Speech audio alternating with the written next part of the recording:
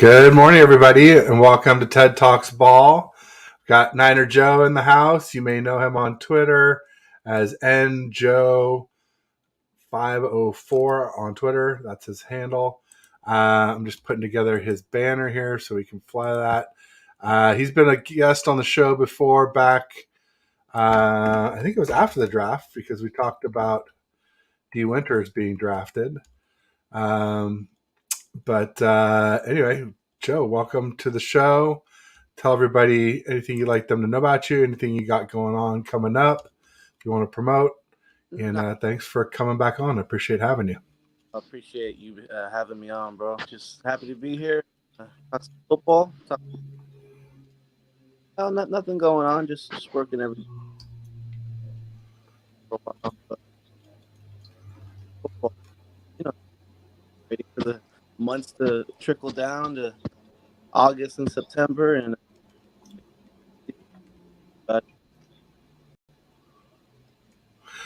your mic's cutting out pretty badly there, so you might want to check your connection. I'm not sure what happened there. I noticed a little bit backstage, but then when we came on, I could barely hear you. So if you want to just repeat what you just said, we'll try that again. Can you hear me now? Yeah. Mm-hmm. I just said no.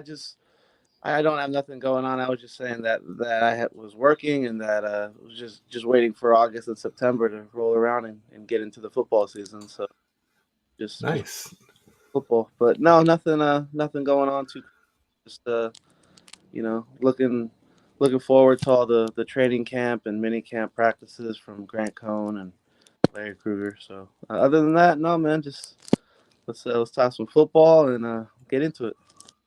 Nice. Yeah, I'm going to try to get out there for training camp myself and do some reporting as well because I feel like a lot of people that go have agendas, and I want someone to be there who is neutral and unbiased, someone who likes Purdy and Lance, and I feel like I can do that pretty well. I have a slight preference for Lance, but I really like Purdy, so it's not like I would say one was doing well or the other wasn't to advance any kind of agenda or narrative or anything like that.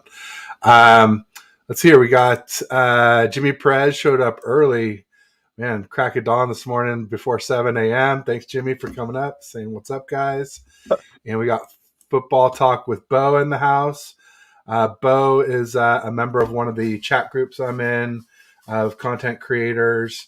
We all kind of help each other, promote each other's work. Thanks for showing up, Bo. And everybody make sure you check out Football Talk with Bo. Give him a like and subscribe. It helps all of us content creators to keep doing what we do for you. I got Bebop Jones in the house saying, hey, what's up, Ted and NinerJoe? Bebop coming to us from out in the Philly area. What's up, Bebop? I know they had some smoke issues for a while from the fires, but I think that's all resolved. So hopefully some better breathing out there on the East Coast for all our Niner faithful out that way. So it's interesting. There's it's the off season, but there's still a lot of stuff to be talked about. I guess for starters, Purdy, is supposedly a little bit ahead of schedule. He started throwing about a week early, so there's a lot of optimism that he might be ready for week one, which would be great. Even though I want to see Lance play, I don't want it to be because Purdy's not ready. I want as many healthy, high quality quarterbacks as possible after what happened to us last season. But I saw also that the NFLPA had voted Purdy as the number one rising star returning veteran. So I guess young veteran. Ahead of some people like Garrett Wilson from the Jets and Tony Pollard from the Cowboys. And there was one other one, too. I'll have to go look it up. But it was interesting. I thought that was pretty cool that Purdy got that acclaim as one of the top rising stars. And I'm not sure exactly what they base that off of. I think some of it has to do with jersey sales and whatnot. But clearly, people like Purdy and are buying his jersey at the very least. Was it Bryce, the other guy that you couldn't think of, running back? Yeah, it could be. Yeah, it could be him. I'll go ahead and look it up in that way. I'll make sure we know. I think I sent it to Rohan before our show last week. No. Maybe it was Paul Hope. There we go. Yeah, it was. Garrett Wilson and Pat Surtain from the Broncos, who's a hell of a corner. And then also Tony Pollard was another one that were all there in that top four. So some really good rising star young players definitely out there in the NFL. It's pretty cool to see. And then, there's been some interesting, talk coming out of OTAs and mini camp as far as, some of the guys from 95.7 The Game, Willard and Dibbs, went down there and they came back and they said that Darnold and Brandon Allen looked more comfortable than Trey Lance in what they saw. Now, granted, they weren't there for they weren't there for any of OTAs, and they weren't there for the whole mini camp. I think they only went to one practice, and even to that practice, apparently they were late arriving. And I had Sterling Bennett on the show. He mentioned that. But it's still interesting that they would say that after Brandon Allen went I think 1 for 8, or some other people reported 2 for 10 in that practice, and yet same looked more comfortable than Trey Lance. Obviously, the results weren't as good, so that's pretty wild. Yeah, no, I was just gonna say, the only thing I don't like about John Lynch and Kyle Shanahan right now is just that they put all their eggs in the Brock Purdy. Sorry, I was gonna say Trey Lance, but the Brock Purdy, basket. It's just like, as a Niner fan, I'm like, wouldn't you want the best man to win? You're not even gonna give Trey a chance. Like, at least let him prove, just to anoint Brock Purdy the starter right now. Like, we don't know if he's gonna come back healthy. We don't know how that arm's gonna heal. Like, I mean, a torn UCL is basically Tommy John surgery. It's in the elbow. It's in the throwing elbow. And I played baseball. I had a torn. I had Tommy John surgery back when I was in high school. Like, I know how painful it is. I know, the surgery process on it. It's not a, we're not talking about a sprain here, or what do you call it, a little hangnail on your finger. Like, we're talking muscle, a ligament that got torn inside the elbow, and that's serious stuff there. So to already say, oh yeah, he's the starter week 1, okay, sure. I mean, I personally would rather make sure, if he's healthy, great, but I want to be sure. I don't want to just throw him out there to throw him out there, and all of a sudden, he gets hurt again, and then his career's over. You know what I mean? I'd rather have Trey and Brock. I like Brock. I don't hate, Brock Purdy because I'm a huge Lance fan. No, we won 8 straight games with Brock Purdy. Like, I love watching Brock Purdy. Like, he's good. My only knock on him is he can't throw deep. Lance could throw deep. That's why I like Lance. Like, I want to get Danny Gray involved so bad in this offense. Like, we don't have a quarterback that can stretch the field beyond 30. I want to throw the ball down the field too. Like, you go back to that Kyle Shanahan offense in Atlanta when they went to the Super Bowl. What were they doing? They were throwing the ball down the field at a high rate to Taylor, Gabriel, Julio Jones, and other receivers. Like, we don't do that. We do slants, digs, curls. Run to the left, run to the right. When do we ever throw the ball beyond 50 yards down the field? We don't. Jimmy Cropper, No. Nick Mullins couldn't do it. CJ Beathard barely did it. Right? Trey Lance can do that. Brock Purdy, I'm not saying he can't do it. We just haven't seen it. But maybe he can. But anyways, that's my take on it. I'm with you 100%. And I think it's not just Danny Gray that we want to unleash. It's also Ayuk and Kittle have deep threat capabilities that are just sort of laying dormant right now. Or at least they did lay dormant with Jimmy and Brock Purdy a little bit. It's interesting. Football Talk with Bo is saying, I think Purdy probably isn't ready for week 1. yeah, I mean, ever since the surgery, I was saying IR for 4 weeks and maybe back week 5, Take your time. or That's yeah, my take your time. Why rush it? Why rush it? Like you have Lance.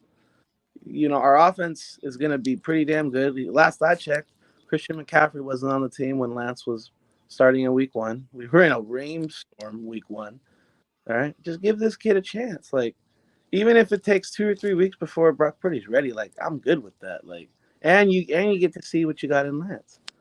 I mean, as far as throwing the ball downfield, how many times was Brandon Ayuk as a rookie, second year, third year in the league? How many times was he wide open, like butt naked, wide open, like down the field, and nobody could even get him the ball? No one would even look at him.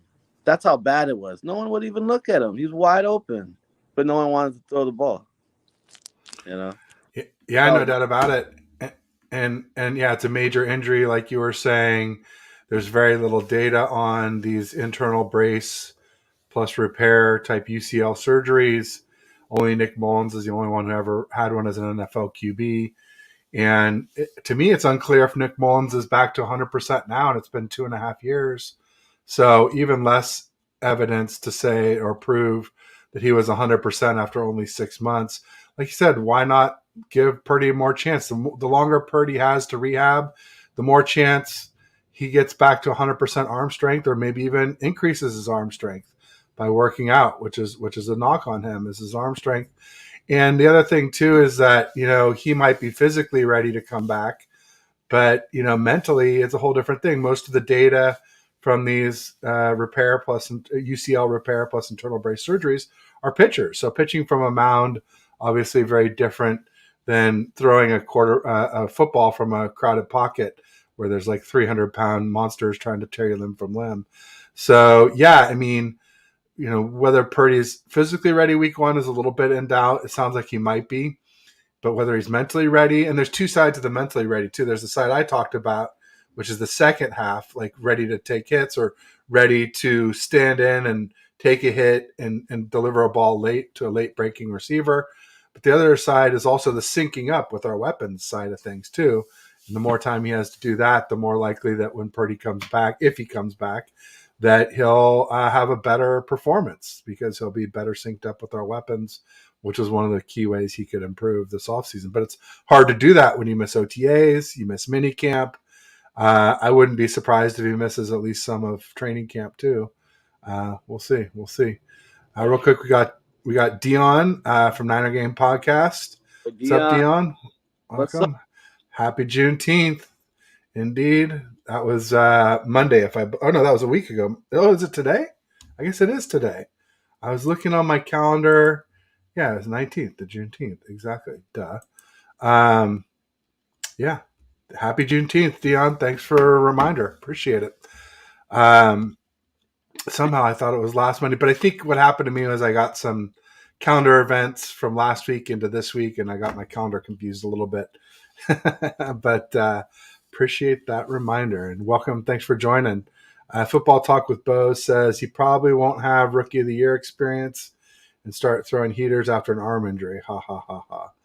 Yeah, probably not. It takes a little while to get that confidence to really rip it full strength too after an injury like this for sure.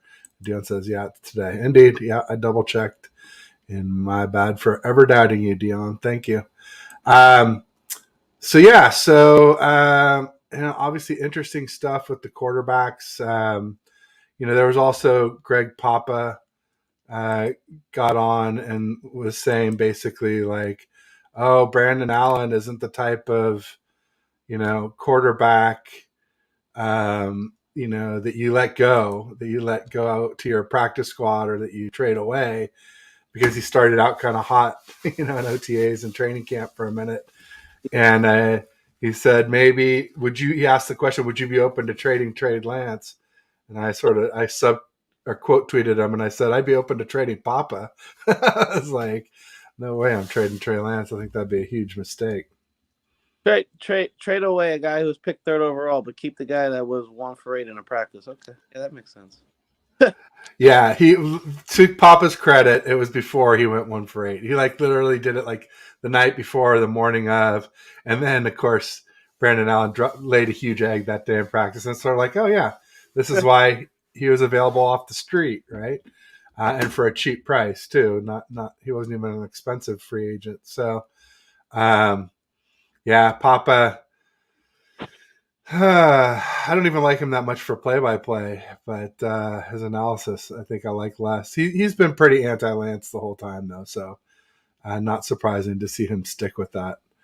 Um, got David McNiner in the house. He's saying, "What's up, Ted and Joe? Thanks for joining.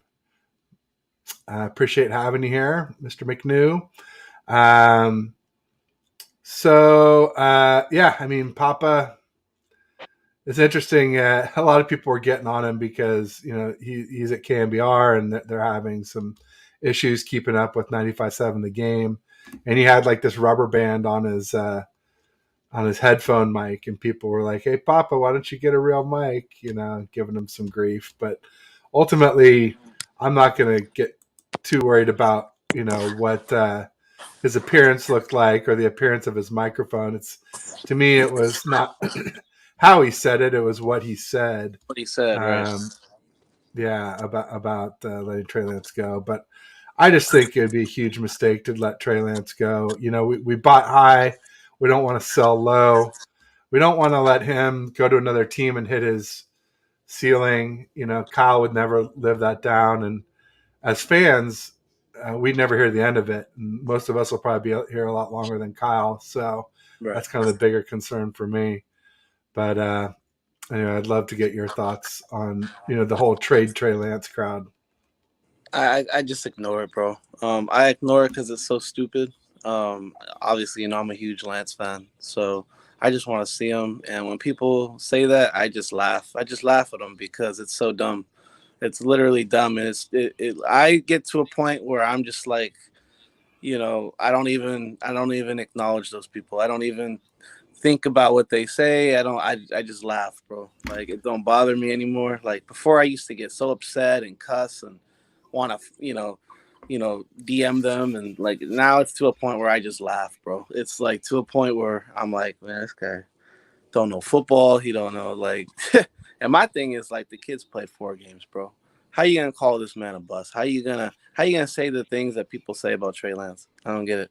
Like, Jerry Rice had one of the worst rookie seasons ever. He turned out to be the GOAT.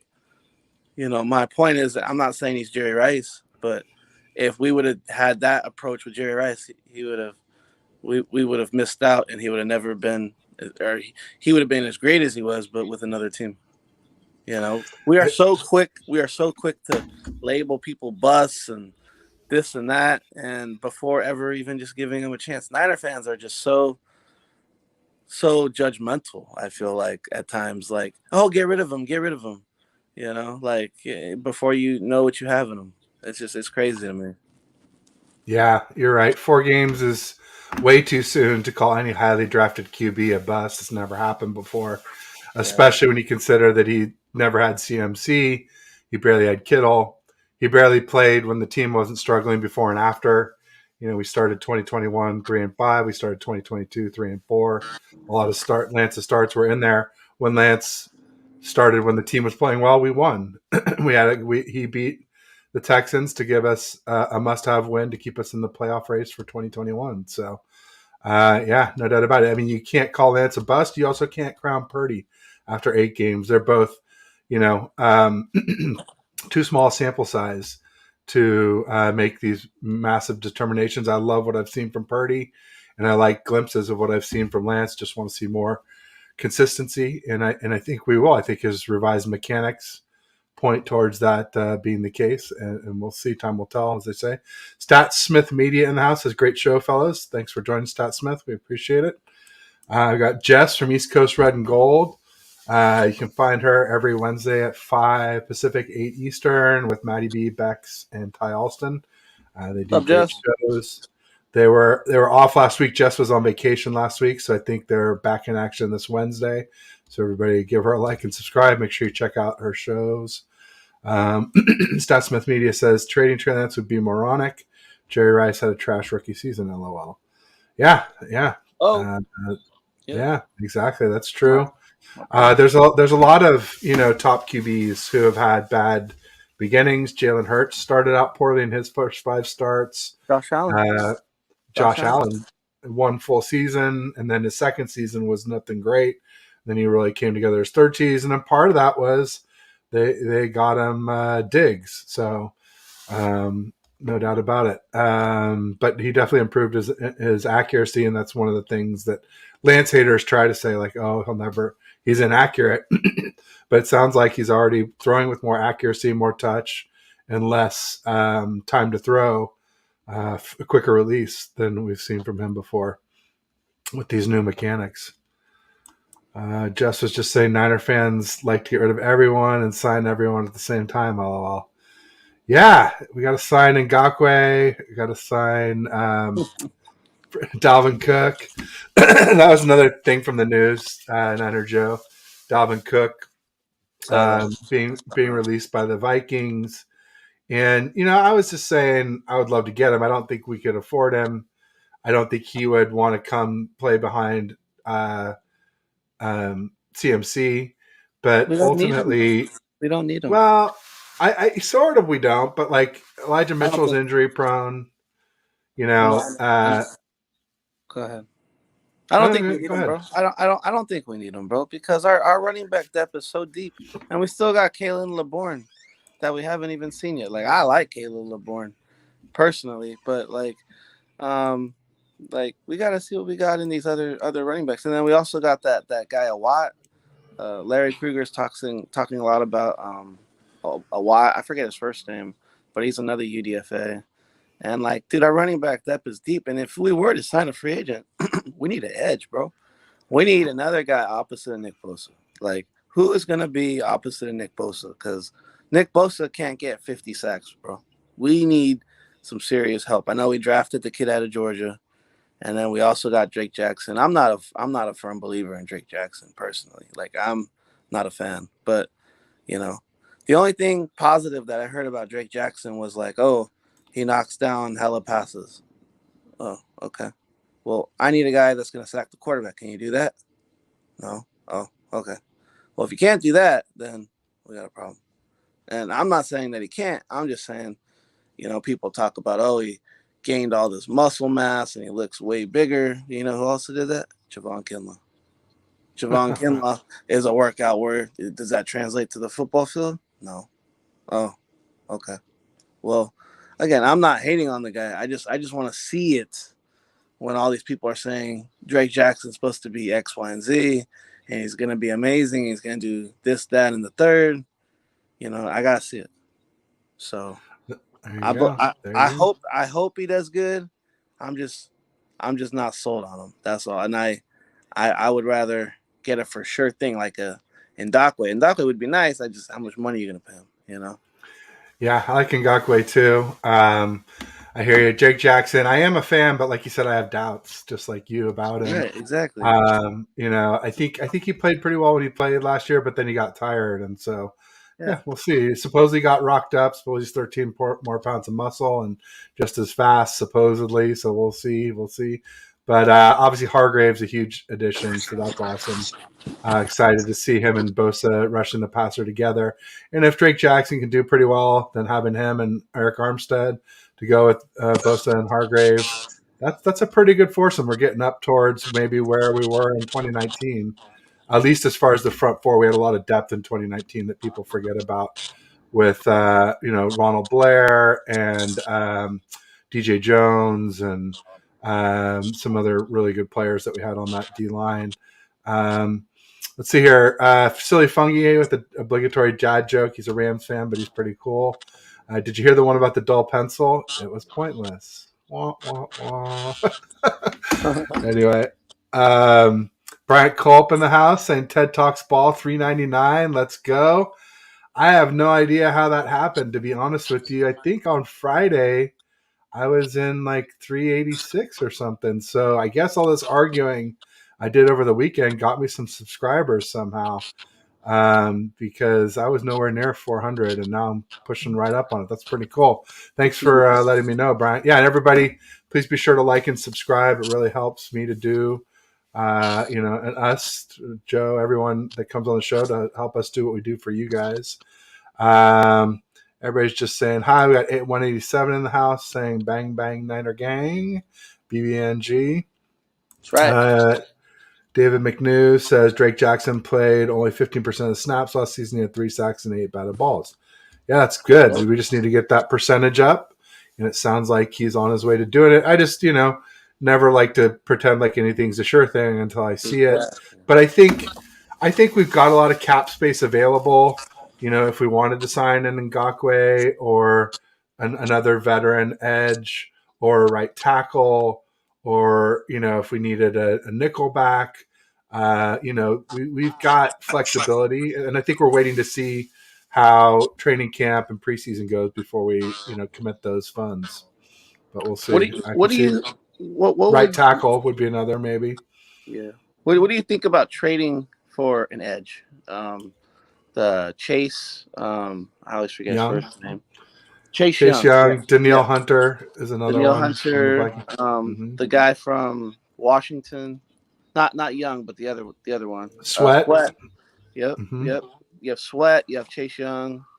You have Hunter. Does any of those names interest you as far as potentially giving like a first or a second round for next year's draft if it meant getting one of those guys, even if it was just for one season and maybe hope to win a Super Bowl? I'm not wild about Chase Young just because he took so long to come back off that ACL, and I don't know that he's really fully back. Mm-hmm. I just feel like we already have a D lineman with knee issues with Kinlaw. Right. So I'd like to keep that. And even technically, you could say Kalia Davis, too, because he redshirted his rookie year because of an ACL. So we don't really know what he's like either.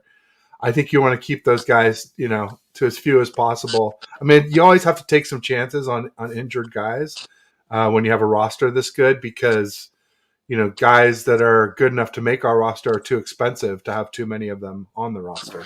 So you do have to take those chances, but I don't think wouldn't recommend trading for somebody like that. But yeah, maybe Sweat or Danielle Hunter, I wouldn't be totally against it. But I'd want to see more from Drake Jackson and how he looks in the preseason before I make any big moves. We have all the way till the trade deadline, week 8.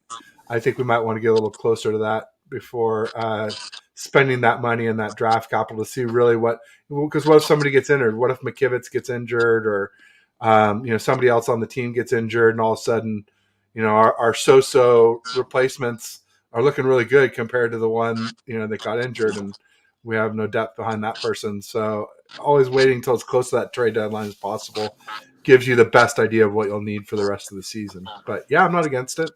Not Yeah. totally Yeah. against it. I'm slightly against it, I would say. But I'm open to it for sure. Right. And okay, so you were talking about tackle.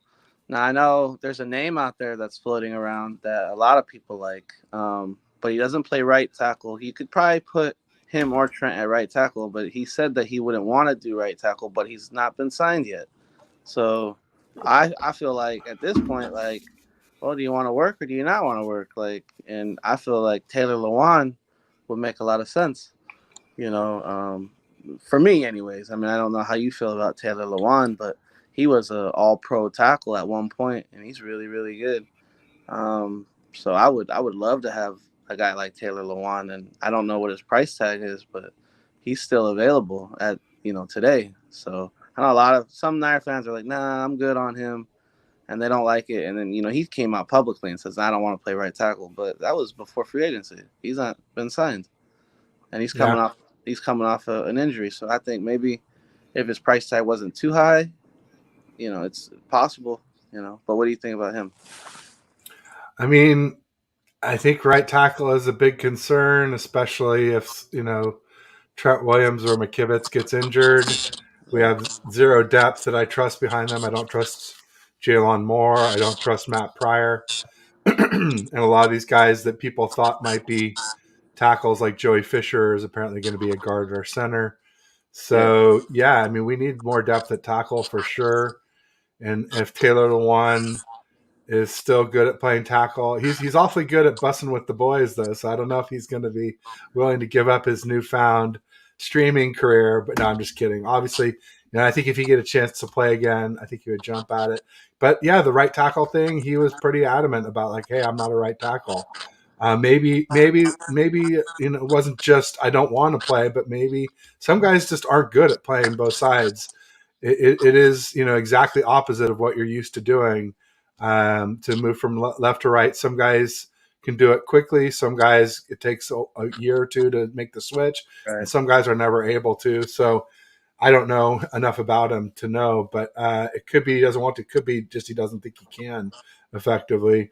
But if he could, I'd be down to get him any tackle depth that's solid, that's proven, would make me feel a lot better about our O-line situation for sure, which I definitely have some doubts about. I feel like McKivitz can probably be a little bit better than McGlinchey in the pass blocking side of things, but run blocking, McGlinchey was much better. And that's very important for a lot of those runs that we used to bust around the right side with Mostert. That was McGlinchey out there leading the way. So, Right. and so you mentioned, I think it's Ronald A. Watt, Ronald A. Watt. and Yep. Yep. That's him. and he could be the next Mostert. He's got that kind of speed, and so it'd be a shame if he had that kind of speed, but we didn't have a speedy right tackle to get out there and make those second level blocks. Right. But we'll see. We'll see. Brian Culp is saying audio is bad. I think you're scratching again here. It was good there for a little bit. It seems like the angle matters. Is it better now? Yeah. Yep. Perfect. Okay. Sorry about that. Are you having to hold it? Yeah. Yeah. Yeah. And I think it's also my audio on your end. I can hear my voice coming through. It's really scratchy when you hear me, it sounds like. Okay. But Yeah, I don't think I have any headphones. So. no worries. Well, next time. Um, so Alex Simpson in the house from Great Britain. He's saying, I think John will make a blockbuster trade this year, again, as he's running out of time and wants a Super Bowl so bad. I'm tired. I'm tired of getting to the Super Bowl. I'm tired of the NFC Championship game. Damn it, I want a Super Bowl. I'm ready for number 6, man. Can we get number 6, please? That's what all I want. That's all I want. Let's get number 6.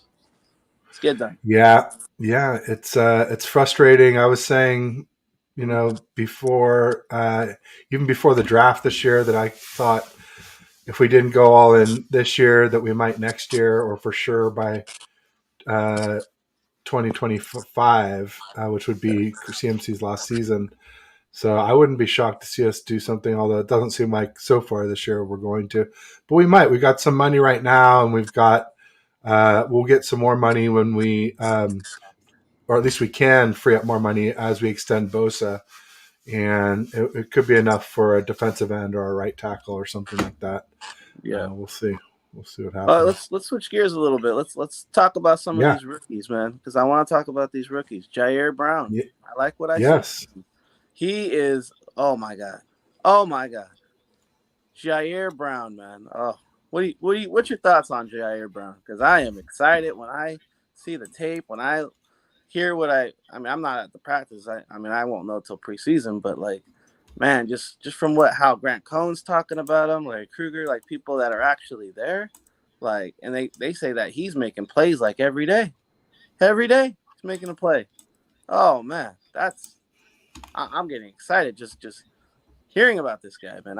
Oh man, he could be him and Hufanga. Whew. I can't wait. Can't wait. Yeah. Jair Brown seems like a lot like Hufanga in Right. that he has a little bit slower 40 time, but plays with good. He diagnoses the play quickly and has good reaction time, good anticipation, I guess is the word I'm looking for. Yep. Ball hawk. He gets lots of interceptions and pass breakups. Great blitzer and pass rusher. Just maybe a little bit lacking on the coverage side of the things, but something that could be learned for sure. Hufanga has gotten a little bit better with that himself. And so, it's exciting as heck. I mean, Sounds like he's doing really well already at OTAs and camp. And I don't think he'll, replace Gibson right away, but, Right. maybe later in the season. Who knows, Right. or if Gibson gets injured, something like that. He's an awfully good free safety. Gibson Uh, had a hell of a season, man. I love Gibson. I mean, I'm a big fan of Gibson because I knew who he was when we got him. I was happy when we got him because he was in Cleveland. I remember watching him in Cleveland when he played for the Browns, and I was like, damn, who's 39? He used to wear number 39, and I was like, damn, who's number 39? He's good. And then I just remembered his last name was Gibson, and then when we signed him, I was like, oh man, that's the guy from Cleveland that I used to say like, oh, who's 39? So I knew who he was for sure. And then when he came to us, he was like getting hella interceptions and making hella plays, and I was like, man, he's good. And then we only signed him for $2.9 million. I was like, that's a steal, you know, for a guy who had 5 interceptions. So I'm like, man, we got him for a bargain. And then he could learn behind, or Brown could learn behind Gibson for a year, or like you said, maybe half of a year, and then take over. And then yeah, he's exciting. The only thing I didn't like about the Jair Brown pick was that 6 picks later, the Steelers took Darnell Washington, and he was a draft crush of mine at tight end. Uh, Being tall and having soft hands and being a monster, at least on the blocking sled. My understanding is he's not the greatest blocker, but he's at least a willing blocker. right. But yeah, I mean, I like Jair Brown a lot. I think I think the fact that Steve Wilkes really liked him is a really good sign. And Steve Wilkes is a secondary guy, and he knows what he wants as far as guys who can blitz, because he supposedly likes to blitz a little bit more than D'Amico Ryans and Robert Sala used to. So yeah, I mean, if it's his guy and he got him, I think that bodes well for us. Yeah, let's go down and talk about these rookies because I didn't really get a chance to talk about these rookies that much last time I talked to you. So the next guy was Jake Moody. We traded, or not traded, but we had all those third round picks, and we drafted Jake Moody, 63 yards when we were last practicing. What's your thoughts on Jake Moody? Um, I think it's tough taking a kicker early. It's a lot to live up to, but I know he's got a big leg, and I loved what Harbaugh said about him. Like, he's like, there's 3 things you can count on in life. It's death, taxes, and Jake Moody. I really like that. Um, I was a little worried about it after we took him. And then, I tweeted out something like, oh, I thought the reason we got Zane Gonzalez, I mean, technically we traded for Zane Gonzalez, but it was pretty much as close to a signing as a trade can be, because it was like a 2025 It was seventh all round pick swap. swap. All Yeah, they did was swap concentratory picks. That was it. Like yeah, it was both nothing. crowd. Like it wasn't nothing crazy. I mean, maybe it was just to disguise, if anything, that we had a kicker because at the time we weren't sure about gold, and we weren't real sure what the kicker position was. So maybe that was just to tell other teams like, oh look, hey, we traded for a kicker, so now we're good on kicker.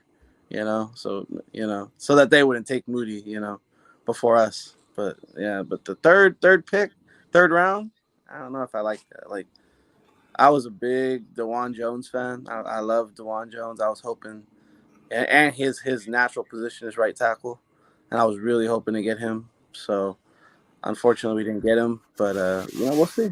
I mean, he has a strong leg, and hopefully, if anything, let's just not allow teams to return kickoffs. Just kick it out of the end zone. We haven't had that luxury in a long time. So if Jake Moody could just kick the ball out of the end zone, I think that's a plus. And obviously, if we get around the 45-yard line, Robbie Gould can't make kicks from the 45-yard line. So that's like a 60-yarder. I think 55, 60-yarder. If Moody could, have the ability to make kicks that far out, that's a plus. So Absolutely, yeah. No, I mean, there's a lot to like. I tweeted out something like, I thought we got Zane Gonzalez so we wouldn't have to reach for a kicker or overpay gold. And right. then, like 12 picks later, the Patriots took Chad Ryland out of Maryland. the second best kicker. So I'm like, all right, if they were gonna, take a kicker that high, that made me feel a little bit better. Other than the fact that you Yeah, can obviously have the situation where two wrongs don't make a right. Just because the Patriots were wrong to do it doesn't make us right to do it. But right. clearly it looked like Moody would have been gone easily before we picked again, or Right. maybe before we would have tried to move up for him. So um, that made me feel a little bit better about it. So yeah, I mean, ultimately, I had Brian Peacock on the show from Locked On 49ers, and he was saying, Ted, kickers are like reverse running backs. And I was like, what do you mean? And he Yeah. said, well, Yeah, lost me there for a second. Reverse running backs. Explain. Go ahead. yeah, he said basically, if you think about all the best kickers in history, they're all in like their mid to late 30s. And so it's tough to come in, as a rookie kicker and really set the world on fire. It takes time, and you got to get used to the NFL and whatnot. But so hopefully Moody can beat that. A lot of third round kickers have had troubles also, but he seems like he might be different. So I'll keep an open mind, as I guess the best way to put it with regards to Moody. Yeah, the only rookie kicker that I ever remember being like hella good. Not that he was a big. I don't remember what round he was, but the guy from Cincinnati when the Bengals lost to the Rams a couple years ago. Unfortunately, um, their kicker was a rookie, if I'm not mistaken, and he was like automatic. He. I don't think he missed a kick all season. He didn't miss a kick in the playoffs. He didn't miss a kick all season, from from what I remember. I could be wrong on that, but from what from what the announcers were saying, it sounded like he they that he didn't miss a kick, or maybe they were just talking about the playoffs. I don't remember, but he Either was way, it's pretty incredible. yeah, that rookie that the Bengals had was really good. But what do Yeah, you think of no doubt. Darrell Luter Jr.? I mean, I know a lot of people liked him. I was hearing a lot of good things about him in the beginning, but then I guess I don't know. Did he get hurt or something happened where he wasn't practicing towards the end there? I might have missed that. Yeah, Um, I like that he's fast. I like that he has big hands. He's got some good PBUs and interceptions and whatnot. Um, I don't know. I guess we'll see. I think he's developmental. I think a lot of the guys from this draft are developmental.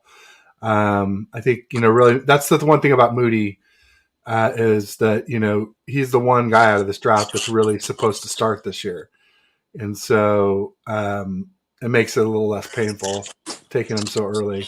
Knowing that, also knowing that kickers typically score the most points of anybody on your team, so it is an important position to have someone you can count on. But Luter, I just haven't heard enough about him to be honest to really have much of an opinion on him. I liked the pick when we made it though, so we'll see what happens. I mean, ultimately, I don't trust Ambry Thomas very well, even though I've heard I good was things just about about to him. ask you. I don't. In just my opinion, I don't. I think he's out, bro. I don't think he makes the team. I think he might. He has a high possibility of getting cut. High Yeah, or trade possibility. or traded or whatever. I wouldn't be shocked. I would not be shocked at all one bit. How how many wide receivers do you think that the 49ers are going to keep this year? Because I'm hearing Larry Krueger always says five. Grant Cohn, they said five. But here's the thing that I had to go back and research it because I was just curious. But Kyle Shanahan has always kept six every single year, or more. 2017 he kept six. 2018 he kept six. 2019 he kept seven. 2020 he kept six. 2021 he kept six. 2022 was the only year he didn't keep six and he kept five. So my question is, do you think he keeps six again, or do you think he keeps it at five? We have a lot of depth at wide receiver, and I would hate for somebody to get picked up by another team. I love. Yeah, I mean, Go ahead. no, I was gonna say obviously you got Debo, Ayuk. I think Ray Ray is a lock. Jennings, or I should say Jennings before Ray Ray. Mm-hmm. So that's four. And then, yeah, if number five comes down to Gray and Ronnie Bell, in my opinion. Right. And yeah, if the sixth would be, it'd probably be Ronnie Bell. Yeah. but I think you could expose him to practice squad because he was a late 7th round pick. I don't think there's a ton of danger of him getting scooped up off of there. So I'm probably going to say 5 again. You think But you're 5? right. I think it was interesting what you just said, though, about all the rest of the years were 6 or 7. I just Yeah. don't think all the rest of the years we were so established with those top 3. Yeah. But the other years though, I mean, we had guys that weren't established though that made the team. So it's like if that's the case, like it just makes me wonder like cuz last year the only other guy that like I was I wouldn't say hopeful, but I did kind of like but was a guy we got from Dallas. I forget his first name, but his last name was Turner, I think. He was Malik, Malik, yeah, Malik Turner. I liked him. I thought he was going to be number 6. But yeah, we ended up cutting him, and so we kept 5. But yeah, every other season was 6. We had 6 every season, but last year. So I'm curious to see if they keep 6 or if they go back to 5 again. I'm gonna be curious. And my thing is, I'm thinking this is just me. I think we're gonna cut Ambry Thomas and we're gonna keep Ronnie Bell. That's what I think. I mean, I could see that. Ambry is disappointed, but I did hear Wilkes saying nice things about him, so we'll see. Alec had an interesting theory. He said maybe it depends on how many tight ends we keep as to how many wide receivers. So if like Warner or Dwelly, hold on and we still want to keep Latu and Braden Willis. I got a question for you, Ted, and also for the chat. So go ahead and put your answers in the comments because I am kind of curious.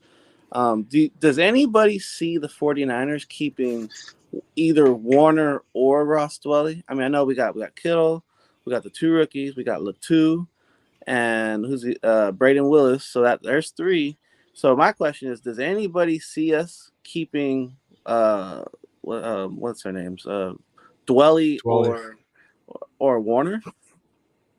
Because I don't. I think the reason you drafted 2 tight ends was to replace those 2 guys. But I mean, I could be wrong. I just want to know if anybody sees us keeping Dwelly or Warner. That's my question. For me, I think Dwelly's gone. I agree. Warner is on the bubble.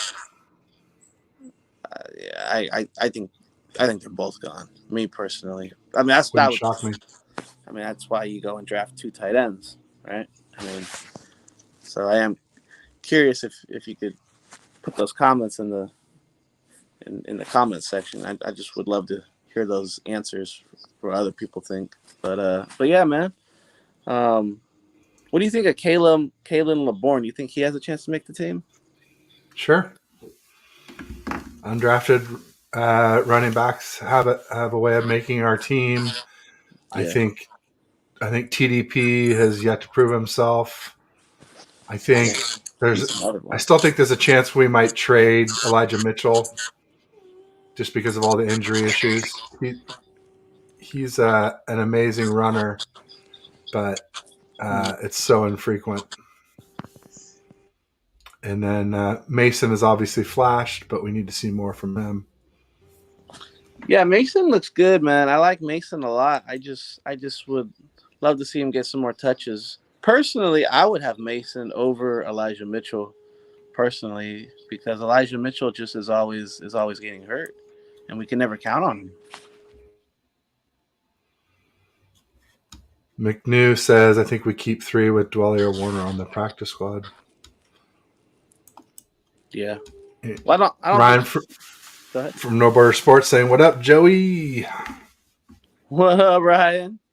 Sorry, I gotta get me some glasses like you, bro. I don't got the glasses like you. Sorry, I'm not Mr. Cool. How you doing, buddy? Ryan Ryan, has these glasses he always wears. They're pretty cool. no doubt about it. Ryan is a cool cat. Yeah, It's been my helping. boy. It's been helping us content creators to grow. I don't know if you were here earlier, Ryan, but somebody congratulated me on being up to 399 subs, and I was like, "Wow, that's crazy!" Because I didn't do any shows over the weekend, and I'm pretty sure I was like 386 before the weekend. So something worked over the weekend. I think maybe it was me arguing and doing polls, and I had some good traction with some tweets this weekend. I don't know what happened, but a lot of it is due to advice that Ryan gave me and gave several of us, including Bryant Colt too. He's been really helpful sharing what's been successful for him. Ryan's channel's blowing up. No Border Sports. Everybody, be sure and go like and subscribe. He's doing great things, and he's not like hoarding the info either. He's sharing it freely, which is pretty awesome.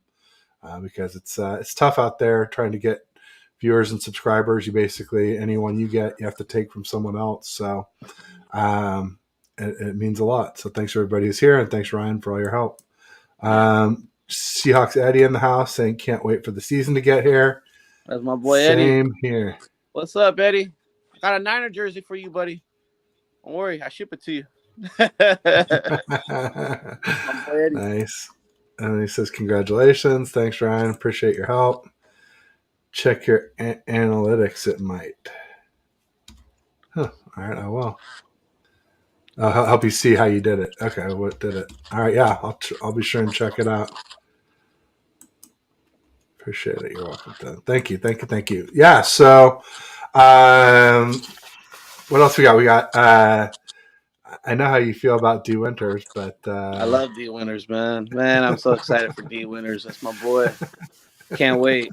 I do like that other linebacker we got too, Jalen Graham. From Purdue. I liked him too. And SF Niners, Brad Graham, he interviewed him before the draft, and I remember he asked him, is the 49ers, because obviously Brad Graham's a Niner fan, and he asked him, do you think that he'd be a fit with the 49ers? And this is before the draft. He's like, oh yeah, I love the 49ers. They're one of my favorite teams to watch. And he was making all these points like how he would be a great fit for the Niners. And lo and behold, we go ahead and draft him. And then the reports came out that he was killing it. Like when they were practicing, he was killing it and doing really good and covering like when they had their scrimmages, their little 11-on-11 scrimmages. Like he was doing a lot. He was doing really good, and he was covering our receivers pretty good. So that was kind of encouraging to hear. But D Winters is my boy. I really hope D Winters makes the team, and I don't know if he'll make it as a starter right away, but I'm excited for D Winters for sure. Yeah, it sounds like D Winters is kind of a Dre Greenlaw clone, and Jalen Graham is a little bit of a Fred Warner clone, just as far as their build and their measurables and stuff. So right, that'd be great if either one of them can come close to those two guys. Those guys are two studs, two of the best linebacker duo in the NFL for sure. So yep. Really exciting. And then I guess we talked a little bit about Ronnie Bell, but not a lot, so far. But I'd love to get your thoughts there.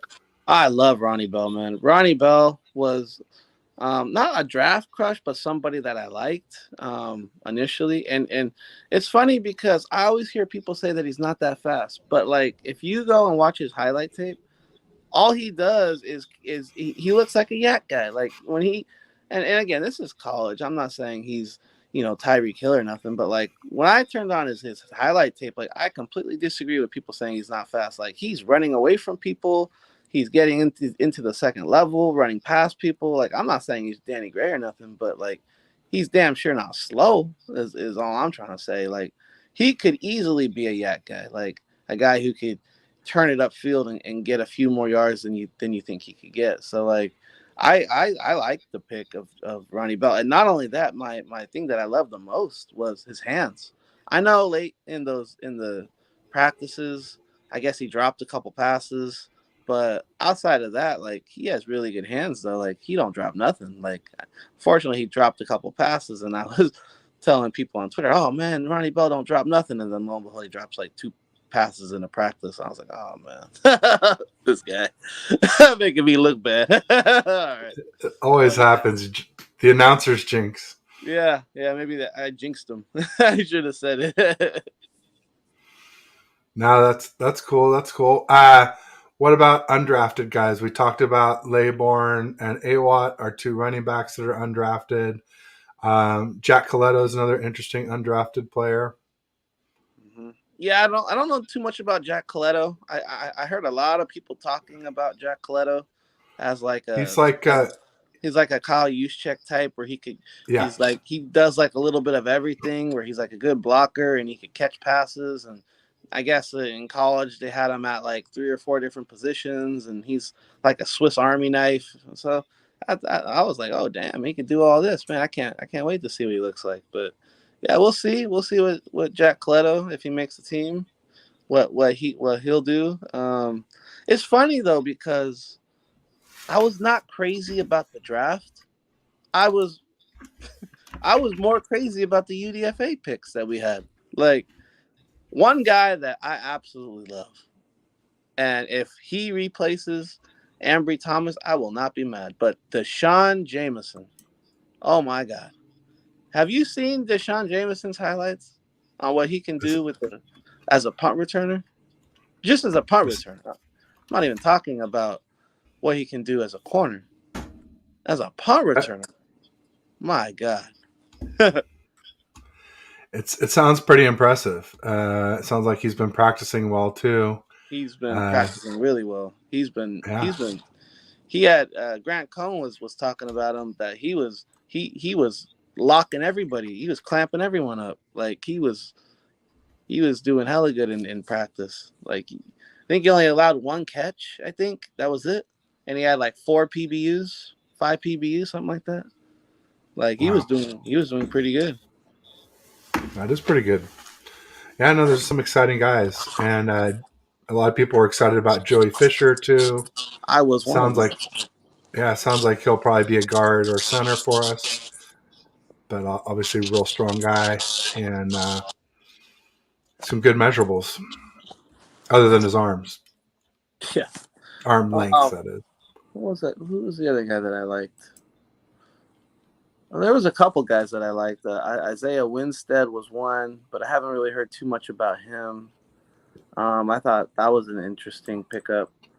We talked about Caleb LeBourne. We talked about a Watt. We just talked about Deshaun Jameson. Yeah, I think those are the UDFA's that I really liked outside of who we drafted as far as rookies go.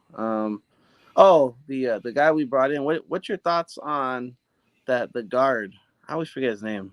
Um, Feliciano, yeah. What do you think of him? guard center. Yep. Yeah, I think he's sort of like Brunskill. I mean, Brunskill could play tackle, but we never liked to play him there. It didn't seem like. So I think he's just the Brunskill replacement. He's tough and he's talented. I think he could, maybe fill in for Burford if Burford struggles. Maybe fill in for Brendel if Brendel, or if they get injured. So yeah, no, I like Feliciano.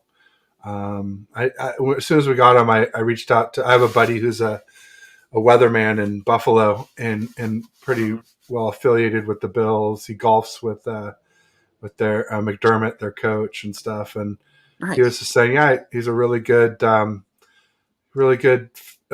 player. Just wasn't a fit for what the Bills wanted to do, but a real good pickup. So I'm Yeah. excited about Feliciano.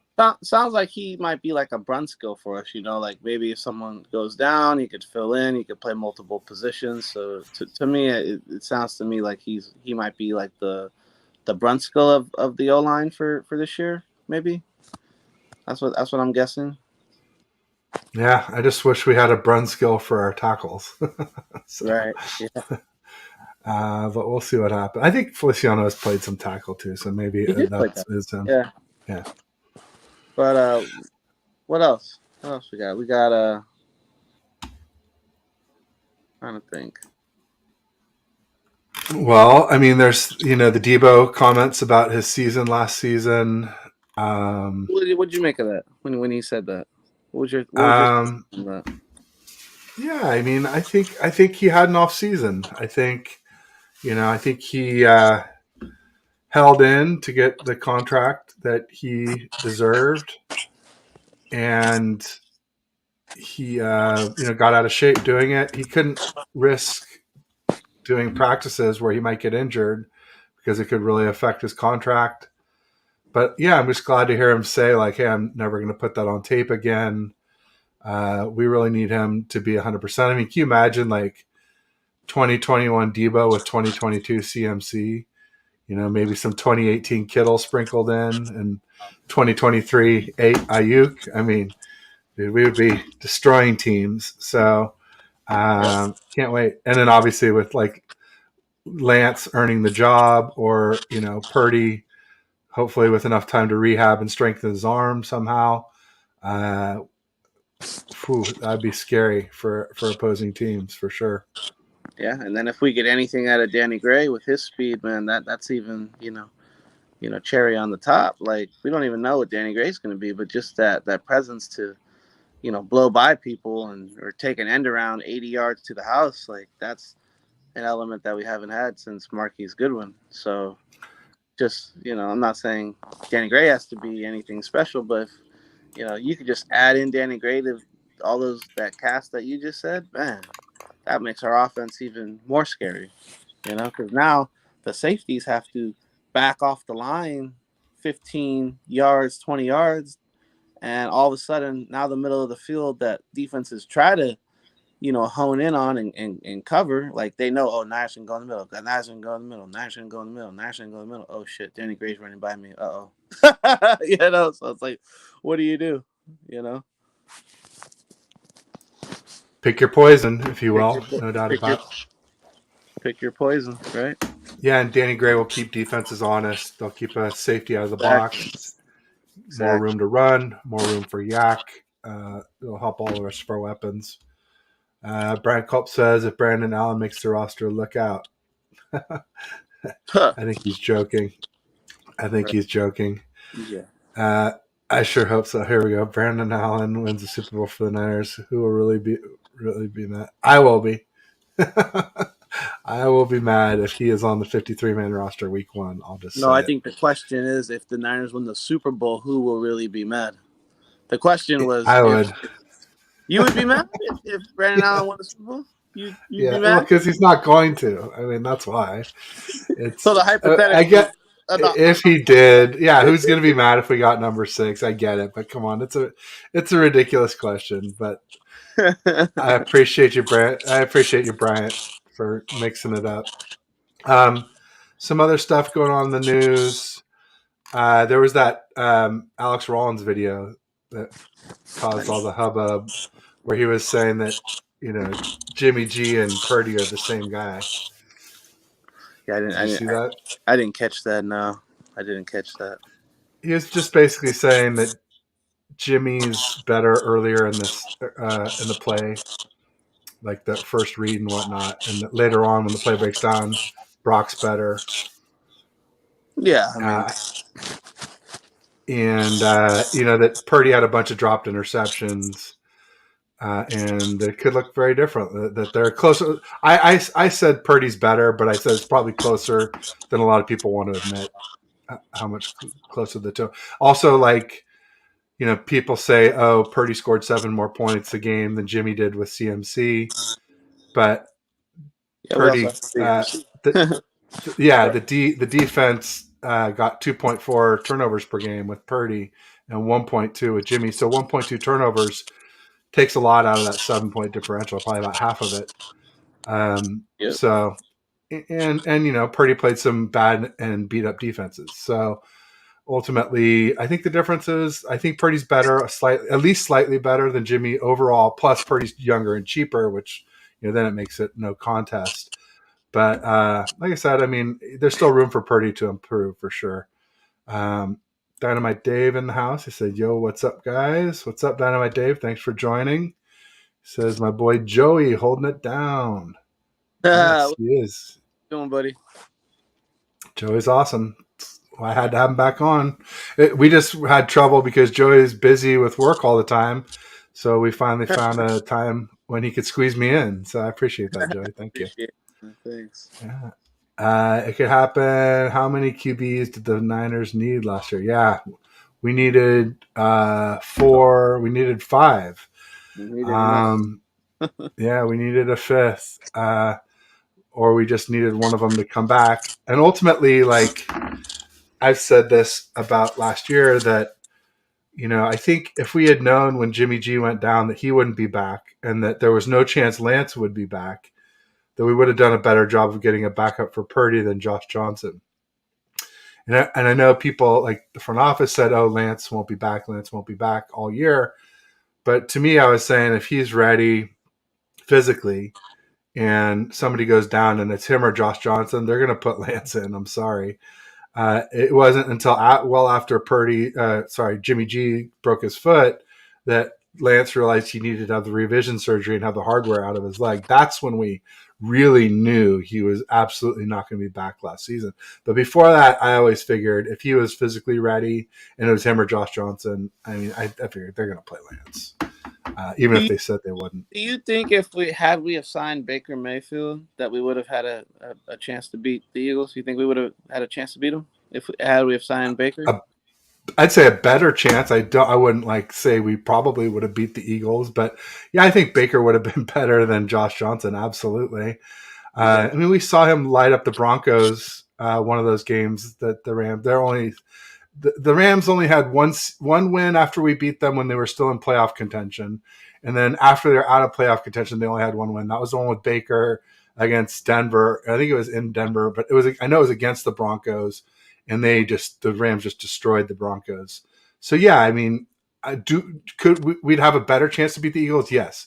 Do we actually beat them? Probably not. Because here's the thing: even when you have a better quarterback coming in after Purdy, the problem wasn't necessarily all the way with Josh Johnson. I don't think it was completely that his skill set as much as it was just like lack of reps. Like he wasn't there for camp. He wasn't getting first team reps when Purdy was there. He was doing scout team, and so yeah, he looked lost, bro. He looked he did. lost. And I think part of it just not knowing more Yeah, than because we've seen Josh Johnson look okay, yeah, here and there. So yeah, I think it would have helped. I think it would have been a much better game. I think we still would have lost. Just yeah, my yeah. I think it would have been. Yeah, I agree. I think it would have been closer, but we still probably would have lost. Yep. yeah, but I'd still always be mad at the Rams for blocking us doing that because they took him when they didn't even need him, and it was just to keep us from getting him. It was 100% just a some block, something that rhymes with block. Right.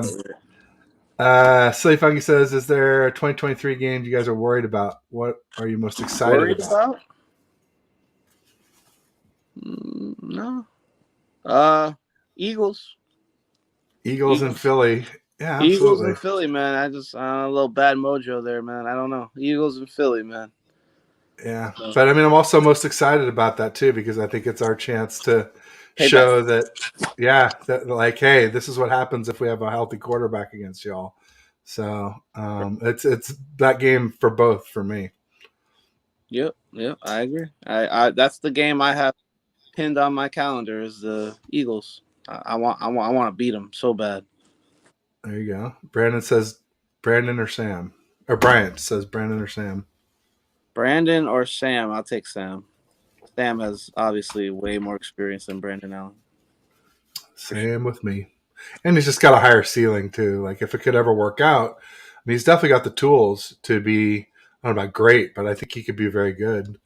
Um, but yeah. Anyone else notice we open Las Vegas preseason and then end in Las Vegas Super Bowl? Let's go! Nice, Dynamite Dave. I like that. Hadn't noticed that before, but that is some good sleuthing. Good figuring that out. I hadn't even realized. We know the Raiders won't be there, that's for sure, and for the Super Bowl. So I don't know. I'm super I worried see. about the Philly game in November. I Dynamite Dave said. Raider YouTuber saying that this is their year that they're gonna win the Super Bowl. I was like, okay. People are saying Jimmy G's going to get him to the playoffs. I'm like, Jimmy G don't play D. I mean, Yeah, that's their biggest problem was their defense. So good luck. I mean, Josh Jacobs really good back. Devontae Adams, I mean, obviously he won the rushing crown last year. yeah. Devontae Adams, one of the best wide receivers. I thought Waller would be a good fit for Jimmy G, but then they shipped him right when Jimmy got there. Right. And Renfro, it sounds like they're willing to move too. So Yeah, it's like yeah. They're the just reason I thought the Raiders were a good fit for Jimmy was they had so many great weapons. So it wouldn't be such a big step down from here as most other places he could go. But but now it's starting to look like a step down. I thought the Raiders' name was the Las Vegas Patriots because they had all the Patriots on their team. Well, they Yeah. got Josh McDaniels as their coach, so Did, yeah. did you see all the Raider And, players or all the Patriots players that they signed? yeah, I know they got It was the like wide it was like receiver. 12 or something. It was like 12. Yeah, It was like 12. it's it. Interesting. That's crazy. Dynamite Dave says Baker wouldn't work with Kyle and his ego. Yeah, I could see that. Also Nah, but with Bosa. Bosa. Yeah, I was about to say Baker, Bosa. Baker, you good? Baker, you good?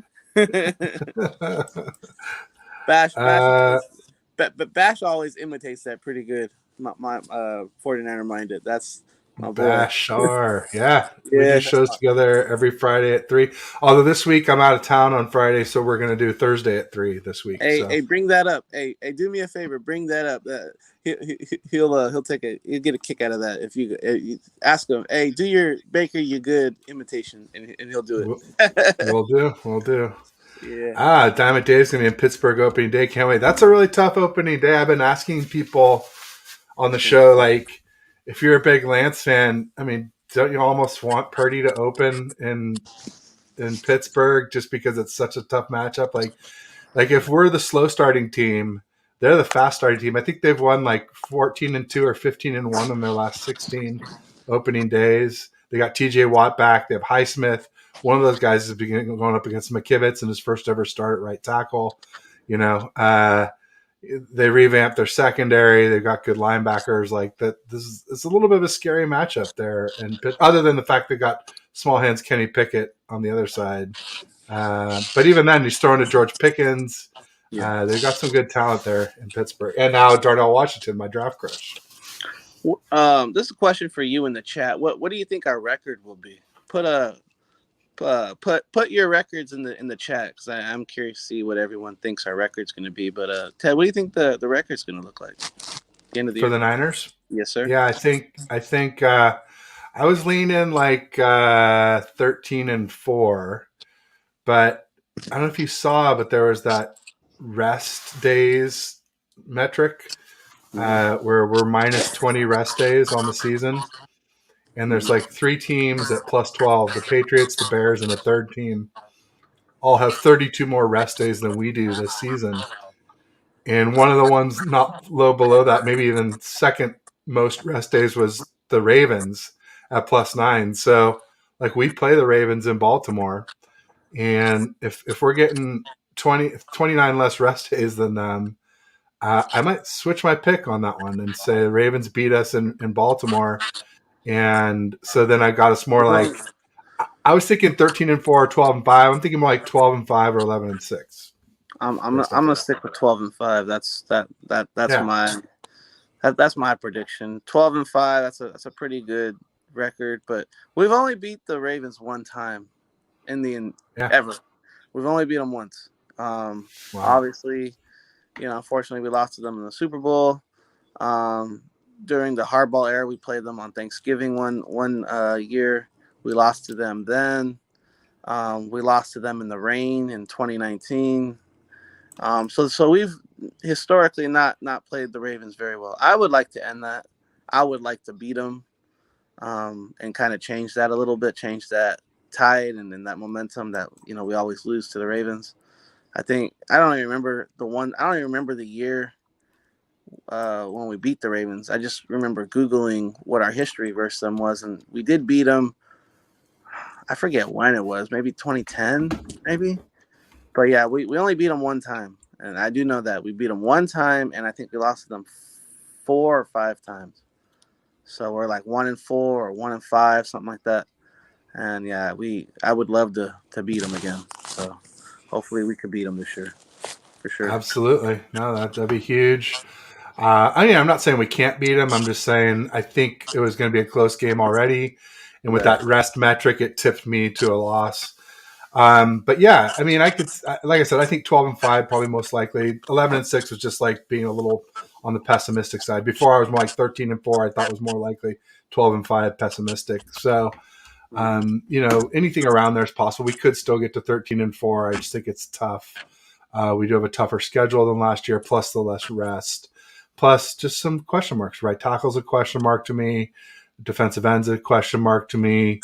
As good as Isaiah Oliver sounds like he's doing at nickel, that's still a question mark to me.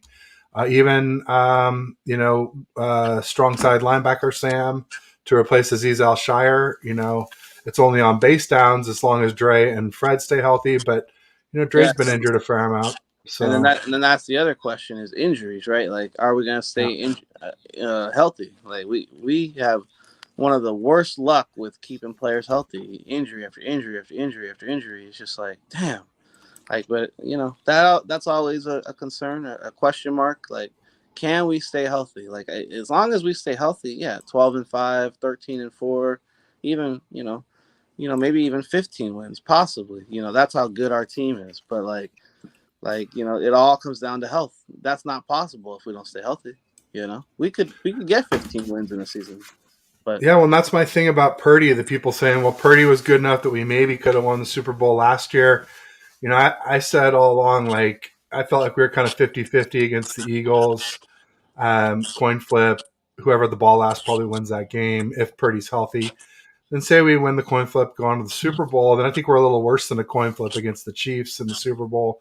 Probably yeah, 55, 45-55 or 40-60. It's still winnable, but I wouldn't call us the favorite in that. And so, and that's 2022. But like, think about 2022 playoffs, man.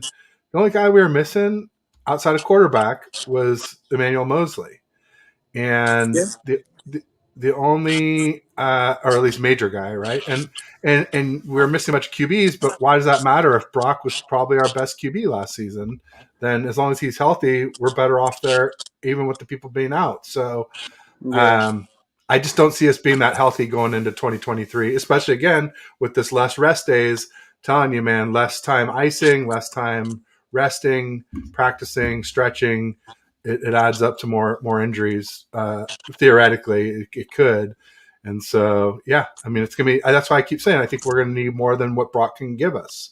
And that's why I want to see what Lance has, because clearly Lance has that higher ceiling. If he can hit it or get close to his ceiling, then we're gonna be like smashing the Eagles and favored against the Chiefs instead of squeaking by and maybe not favored. So I agree. yeah. All, Let's see what do we got. We got some predictions. Dynamite Dave said Lance week 1, 12-5 for Dynamite Dave, 13-4 for Bebop.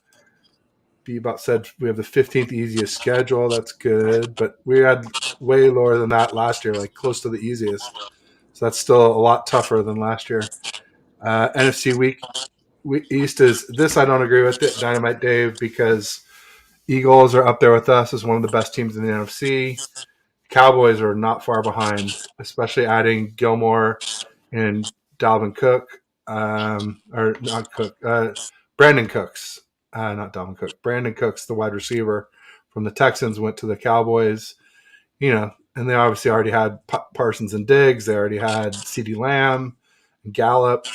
They only lost Dalton Schultz, but I think they drafted a really good tight end, a good-looking one that we liked as a draft prospect. So I think the Cowboys are still going to be tough. I said I think we sweep the NFC East. I I hope so. I just think we might lose one to the Cowboys or the Eagles. or the Red Those are or going the to be tough. Washington. Why we play Washington, don't we? We play Yeah, Washington. They're tough and the too. Giants. Like Yeah, they and the Giants are week 3 early in the season when we tend to struggle. all four of those teams are Yeah, good. Like, yeah. I think we'd be happy to go 3-4 against them, but yeah, we'll see. three I out of think four. Yeah, 3 out of 4. Yeah, sorry. Yeah, 3-1. Right. yeah, Um, I think we might sweep the NFC West, but if I was betting, I would bet on a split with the Seahawks yep, and 5-1 in the NFC West is what I think. yep. I agree. And then what else we got? There's something else I wanted to bring up, but I've kind of forgot here.